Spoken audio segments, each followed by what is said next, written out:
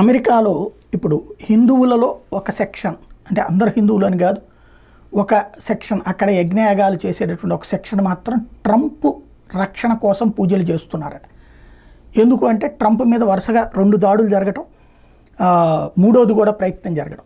ఒక చోట డైరెక్ట్గా తనకి తుపాకీతో కాల్చారు, చెవి పక్క నుంచి దూసుకెళ్ళింది, రక్షించబడ్డాడు.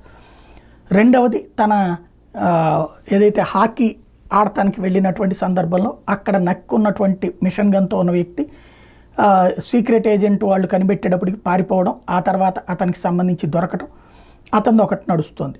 మూడవది అతనికి బాంబులతో పేల్చాలన్నటువంటి కుట్ర జరిగింది.